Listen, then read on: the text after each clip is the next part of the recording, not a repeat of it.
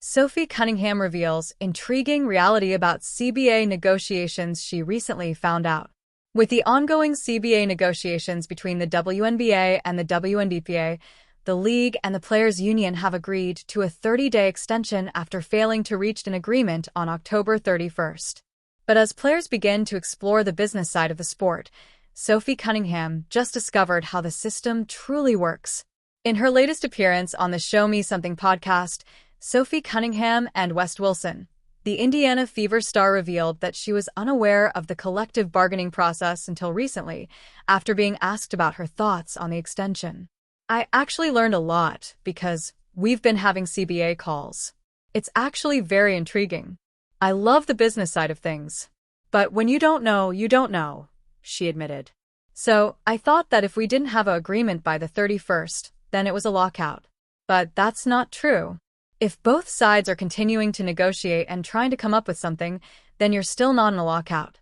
But once one side kind of stops or just meh, that's when the lockout happens." The extension means the league remains operational, at least for now, as both sides continue to work towards an agreement that keeps both parties happy. But it's been very fascinating, the ins and outs of the negotiation conversations, Sophie Cunningham added. "What they're doing, what they're not doing. What we're doing, what we're not doing. It's been kind of cool just to sit back and listen." The Wnba can only trigger a lockout if talks break down entirely. However, if there had been a lockout, it wouldn't have gone unchallenged.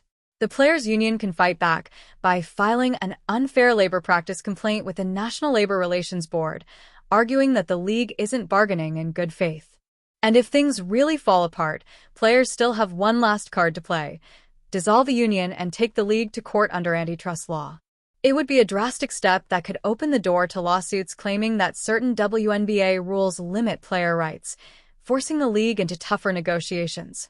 Nevertheless, the league and the players' union seem far from reaching an agreement, with players pushing for a revenue-sharing model closer to the NBA system, where athletes receive around 50% of league income.